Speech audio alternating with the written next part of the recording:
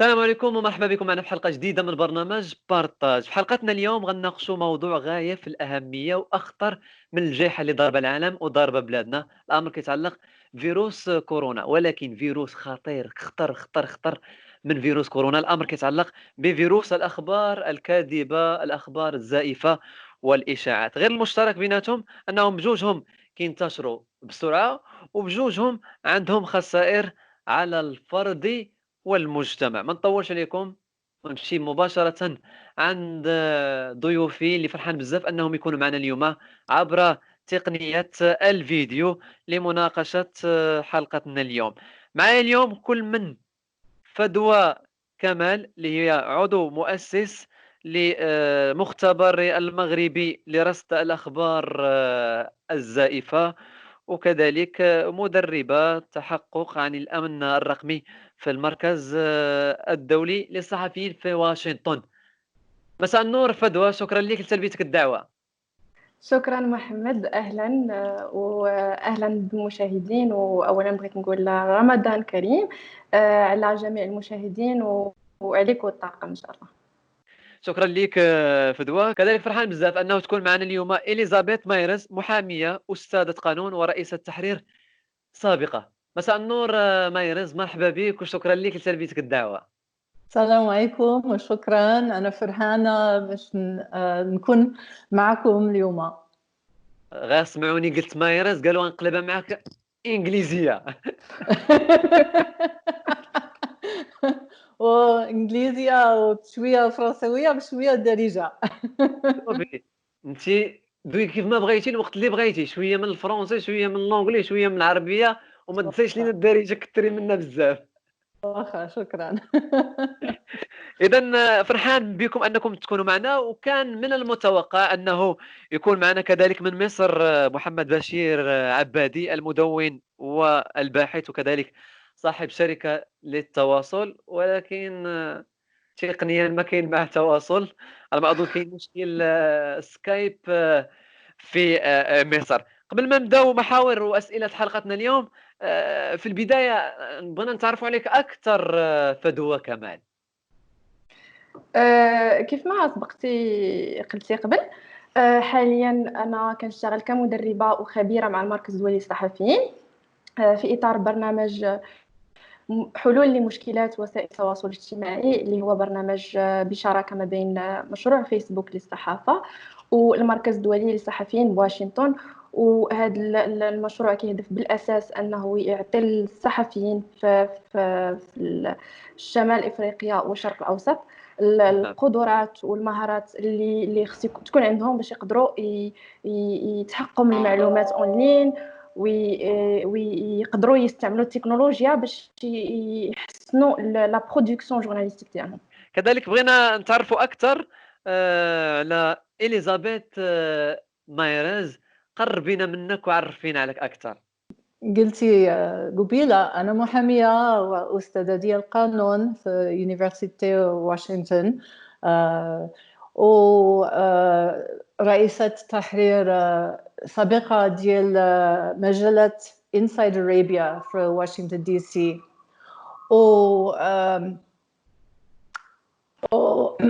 وتسديد في فرنسا، كبرت في إنجليز وقريت يونيفرسيتي في أمريكان، وأنا أمريكات جنسية ولكن مغربيات القلب. على بركة الله نبدأ أسئلة حلقتنا اليوم.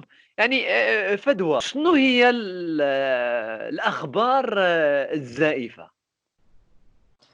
الاخبار الزائفه كاين عندها بزاف ديال الانواع، نعم. وتقدر تكون سو فورم دو مثلا واحد الصوره اللي هي حقيقيه محطوطه في واحد لو كونتكست اللي هو غلط، فيديو حقيقيه محطوط ايغالمون في كونتكست اللي هو غلط. يقدر يكون عباره عن خبر اللي هو كامل من الاصل ديالو خبر زائف، يعني ماشي بالضروره يكون الخبر كامل خطا باش نقدروا نعتبروا ان الخبر هو خبر مضلل وخبر زائف. يعني كاين واحد المجموعه ديال الانواع. مثلا باش نقربوا المشاهدين والمتتبعين ديالنا، شنو هي اهم الاخبار مثلا الزائفه اللي بانت في هذه الظرفيه ديال فيروس كورونا، خاصه في مواقع التواصل الاجتماعي؟ بالنسبة لي أنا كنظن الأخبار الزائفة حول كوفيد 19 ممكن نقسمها لأربعة ديال الأنواع أساسية. نعم. النوع الأول كيخص نظريات المؤامرة، وهنايا كنهضروا مثلا على أن الفيروس مثلا تصايب فواحد اللابوغاتوار في لاشين، بأن الفيروس نتج عن تقنية ال 5G ولا ال 5G، يعني نعم. نظريات بحال هادو. النوع الثاني ديال الأخبار الزائفة المتعلقة بكوفيد 19 هو يتعلق بالعدوى وكيفية انتقال العدوى. مثلا بزاف الناس بداو كينشروا اخبار زائفه ان العدوى ممكن تنتقل باللمس، او لا تدخل لك عن طريق الهواء من الشرجم الا كنتي حال الشرجم مثلا. نعم. وكتعلق ايضا بلي ميزور ديال الغوفرنمون. نعطيك اكزومبل هنايا، كنشوفوا بزاف لي واتساب كيخرجوا بيانات منسوبين لوزاره التعليم على اساس ان صحيح. هذه السنه غتكون سنه بيضاء مثلا. يعني يعني ودابا بان انه خرج وزير التعليم وقال انه ما كاينش سنه بيضاء. اكزاكتومون. والنوع الرابع هو العلاج. والعلاج هنايا نعم. من الاخبار اللي ممكن تبان لنا حنايا بريئه، بحال الا بخرتي بالماء ولا بخرتي بالشيح ولا الا شربتي الحامض ولا الا درتي هذه، وهي في الحقيقه اخبار اللي ممكن صراحه يعني الامر يتعلق بحياه او موت. يعني الخبر ممكن يؤدي بشخص انه في عوض ما يمشي للجهات المعنيه بالامر انه يشرب الليمون ولا يبخر بشي حاجه ويصدق فيما لا يحمد عقباه. طبعا غنكونوا متفقين يعني وانه هذه الظاهره هذه ماشي جديده، بحكم انه من بكري وهذا الشيء كاين ديال الاشاعات والاخبار الكاذبه والاخبار الزائفه. هنا غادي نسول اليزابيث. يعني اليزابيث، شنو بان لك في هذه الظاهره، وخاصه في انه احنا دابا كنعيشوا واحد الوضعيه ديال انه صعيبه، وضعيه يعني ازمه صحيه. شنو بان لك في هذه الظاهره في هذه الظرفيه؟ الأخبار زائفة ماشي شي حاجة جديدة. غير دابا كاينين بزاف الناس كي بحال لي جورناليست سيتويان. شحال هادي au début de les nouvelles, il faut être un vrai journaliste, il faut avoir un presse à l'imprimer pour faire les nouvelles. دابا كل الناس إلا عندهم واحد الكونيكسيون للانترنت كلشي تيكونوا journaliste. صحيح. Et c'est très كل شيء ولا facile. مصدر ديال المعلومه. Et كاينين des nombreuses raisons pour partager les informations fausses. علاش؟ علاش؟ le pouvoir, les gens, ils veulent avoir, se sentent puissants au but lucratif. الحقاش حيت كاينين un moyen de gagner de l'argent sur l'internet. Si on a beaucoup de clics, on a beaucoup de gens qui voient ça, on peut vendre les publicités. C'est plus facile. Alors, juste pour rire, il y a des gens qui, comme parce qu'ils peuvent, ils peuvent le faire. Il y a beaucoup de raisons, mais la différence entre أنا ما كنبغيش كلمة ديال fake news. أنا ما كنبغيش هذيك الكلمة. الحقاش c'est quelque chose délibéré. وكاينين aussi les gouvernements qui peuvent influencer l'opinion publique pour changer les élections. Comme le gouvernement russe a fait dans les élections aux États-Unis en 2016. Il y a beaucoup de choses comme ça. C'est très compliqué, c'est très facile. Il y a un but lucratif de temps en temps et parce qu'ils peuvent, comme les hackers. Les pirates. Les pirates, beaucoup de pirates, c'est juste pour s'amuser. ياك فدوى.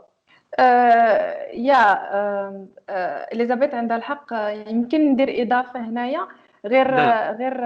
في 17 ابريل جوجل في لي ستاتيستيك انترن ديالهم اكتشفوا ان تم ارسال 18 مليون ايميل ديال هواكس هما دوك لي زيميل اللي كيكون فيهم سكام، كيجيو من صحيح. اشخاص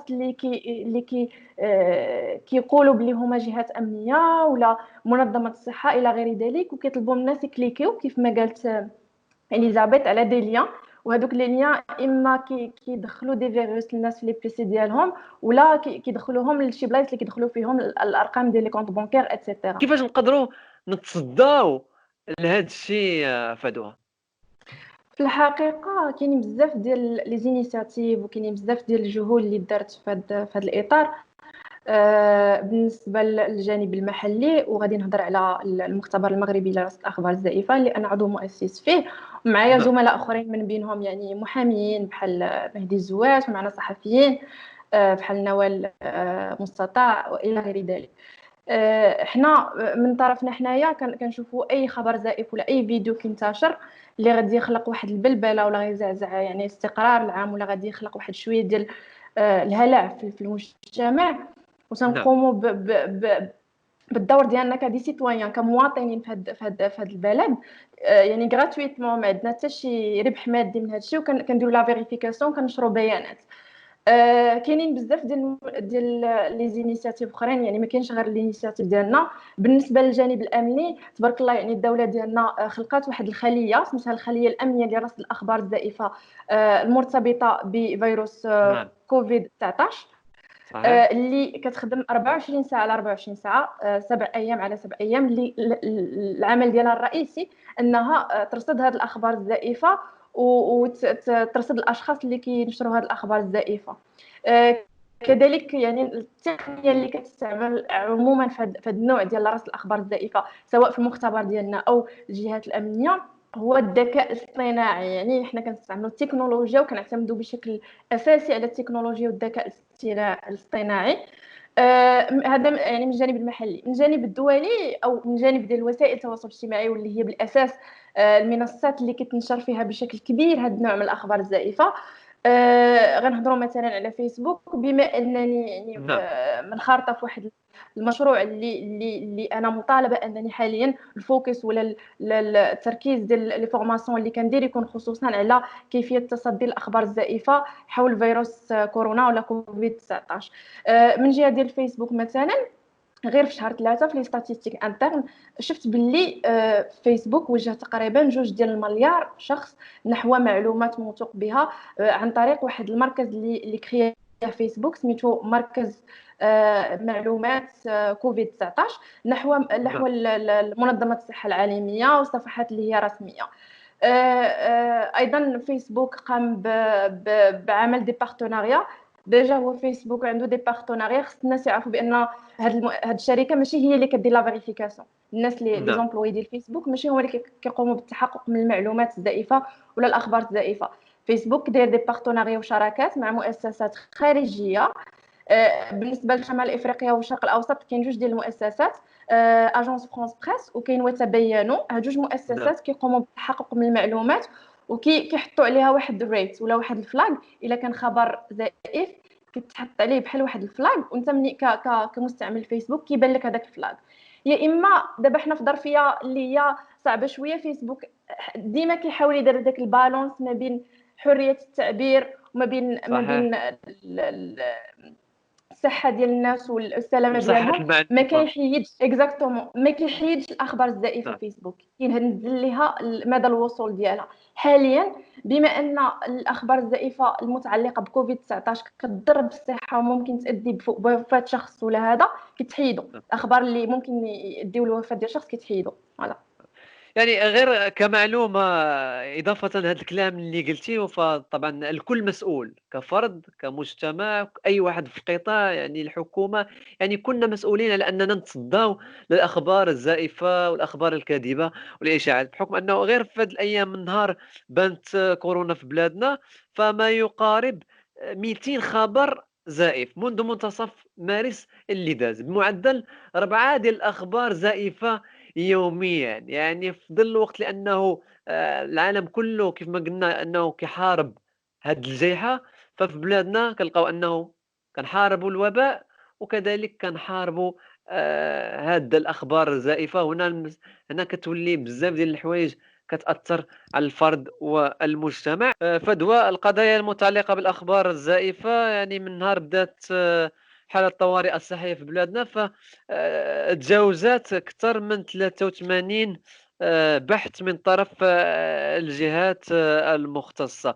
فهذا الشيء كيطالب من المسؤولين مضاعفة مجهود التواصل مع المواطنين. فدوى حكومة، إعلام، وجمعيات بشكل منتظم، باش كنا نتحدوا ضد الأخبار الزائفة ونتصداو للشائعات. فعلا محمد، ونقدر نأكد لك أن السلطات المغربية كتقوم بواحد الجهد اللي هو كبير جدا. والدليل هو أن المختبر ديالنا هاد الأيام، خصوصا الشهر اللي فات، ما نعم. كنحتاجوش يعني فيما كان خلية اليقظة كترصد واحد الخبر زائف اللي خصنا نمشيو نتحققوا منه، كنتأكدوا من أنه خبر كاذب، يلاه كنبغيو ننشروا بيان كنلقاو باللي السلطات المعنيه او الجهه المعنيه نشرت بيان لتكذيب الخبر. نعم.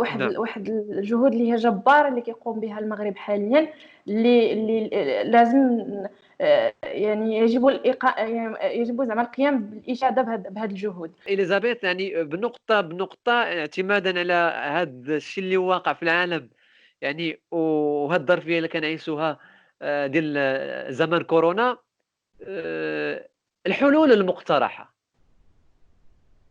Ok. So, il faut vraiment, quand on reçoit quelque chose sur le social media, il faut vraiment faire une petite recherche sur ça. Il faut faire quelque chose on appelle trianguler. Il faut aller au Massadir Motoka, to trusted sites, right? Trusted sources, pour vérifier.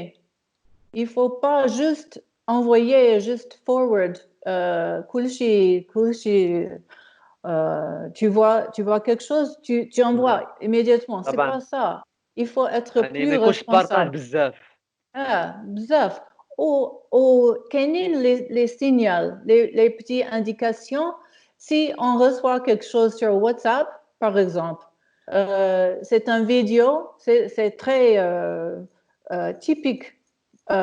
On reçoit une vidéo et c'est quelqu'un qui m'a dit, oh, ma soeur, ma cousin, mon cousin ou mon n'importe qui a expérimenté ça dans un hôpital, par exemple. Et c'est vrai. Il faut être un peu skeptical. Avoir la pensée critique. Exactement. Oui, il ne faut pas être crédule de tout ce qu'on voit, tout ce qu'on écoute sur social media. Parce que, comme j'ai dit, Lula, كاينين بزاف الناس ما عندهمش la formation en journalisme, ما عندهمش la formation que Fedwa عندها les vérifications et tout ça. Et c'est très facile d'être trompé par ça. Et c'est pas bon pour la société. Alors, trianguler tout le temps. Il faut juste faire une petite recherche. Il faut être critique dans la tête. يعني كيف ما قالت إليزابيث، يعني إلا بغينا نلخصوا كلامها فدوى، من رأى ماشي بحال اللي سمع. وغنديروا طبعا. إضافة أخرى، ماشي بحال اللي شفتيه هو كيكتب في المعلومة. فماشي أي حاجة نتيقوها، وماشي أي حاجة نبارطاجيوها، خاصة أنه حتى بلغة الأرقام.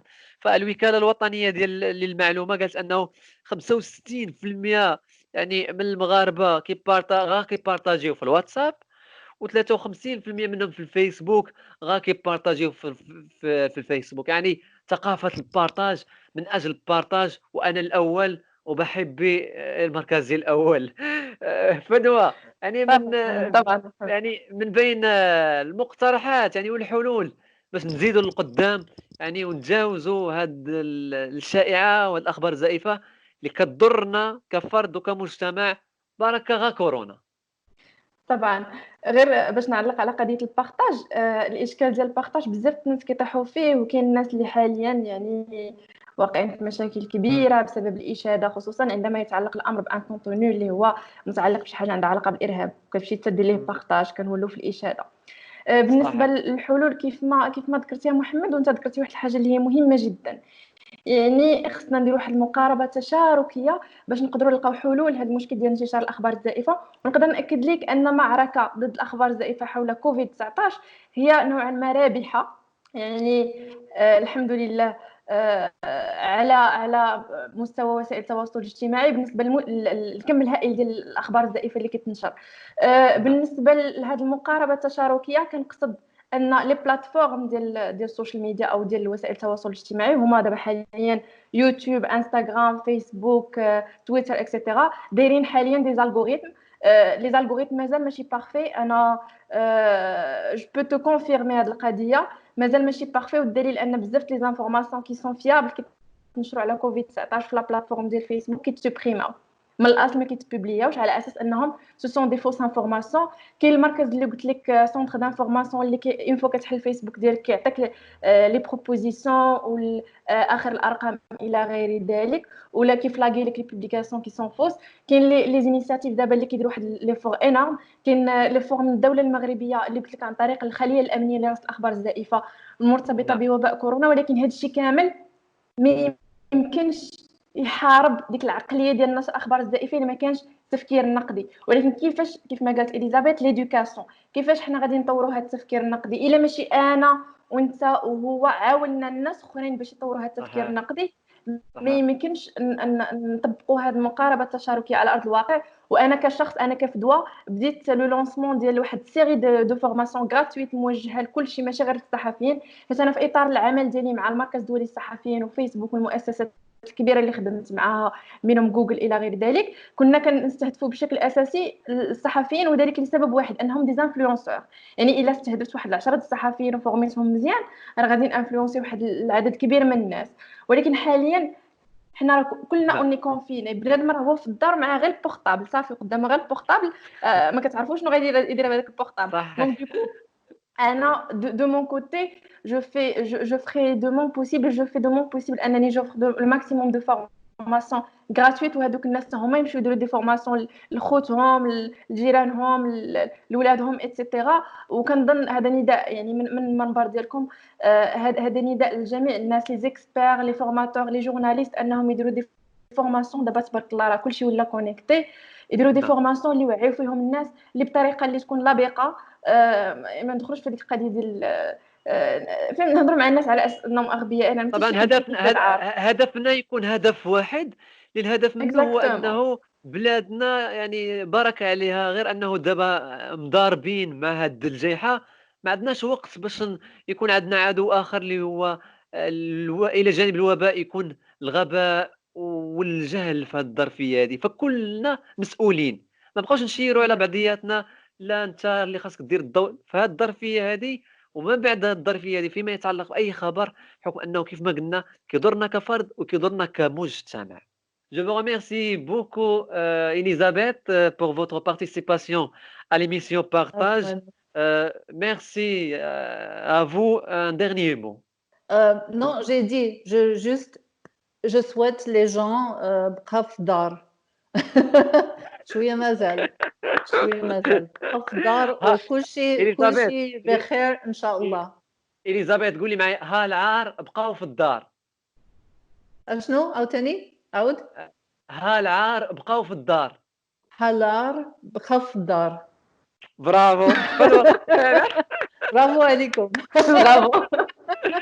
كذلك كنت فرحان بزاف فدوى، شكرا على البارطاج ديالك، شكرا على الروح، شكرا على انك حتى الميساج عجبني بزاف، الميساج اللي قلتي انه بالمجان للمغاربه كاملين انهم يدخلوا الباج ديالك ويتسجلوا كيفاش نتعاملوا مع الاخبار، وخاصه الاخبار الزائفه. فهادوما المغاربه وهادوما الشباب ديالنا اللي بان المعدن ديالهم، خاصه في هاد الازمه اللي كنعيشوها. كلمه اخيره فدوى كمال. كلمة أخيرة أنا، عافاكم بقاو في الدار، عافاكم امتثلوا لي بريكوسيون اللي دايرها الغوفرنمون. إن شاء الله إلا قدرنا أننا نهبطوا النسبة ديال العدوى، وإن شاء الله تقدر ترجع الحياة شوية بشوية للطبيعي. وعافاكم أي حاجة وصلتكم باغ واتساب باغ فيسبوك، ديما شوفوها بحذر، ديما تاكدوا منها، ديما ملي يجيكم شي بيان ولا شي حاجه تاكدوا من المصدر. كاين تبارك الله الصفحات الرسميه، وكاين كاين صحفيين اللي موثوق فيهم، خص ديما نتاكدوا من الخبر. وصل عندكم خبر خليوه عندكم الا كنتم متاكدينش منه. وشكرا يخبر محمد. يخبر بعدا يخبر بعدا، وديك الساعه ديو الفران هو شديتو ما خلى زربانين على الخبر. ثلاثه. وكلمة أخيرة، رمضان كريم، وإن شاء الله يدخل علينا يدخل ويخرج بالمسرات، وهاد جائحة كورونا تكون آخر الأحزان، وبتحقيق الأماني، ونخرجوا إن شاء الله وتحنا نتبحروا إكسيتيرا. صافي ولاش ختمتيها بالبحر الله يسر. ونمشيو للعروبيه عند اليزابيث. واخا ما أنا مرحبا بكم. غنمشي، أنا غنمشي. شكرا لك بزاف فدوى كمال. ذكر انك عضو مؤسس للمختبر المغربي لرصد الاخبار الزائفه، وكذلك شكرا لك بزاف اليزابيث مايرز. ذكر انك محاميه استاذه قانون ورئيسه تحرير سابقه لمجله انسايد اريبيا. شكرا لكم بزاف، كنت فرحان معكم انكم كنتوا معايا برنامج بارطاج، ونتمنى ان من المشاهدين يعني يبارطاجيو، بحكم انه هاد الحوايج زوينه ماشي علاقه بالبرنامج بارطاج، اي حاجه زوينه بارطاجيوها، وبركه من البارطاج ديال شي حوايج ماشي ديال البارطاج. في انتظار اننا نتلاقاو في حلقه جديده. بسلام عليكم والله يعاونكم.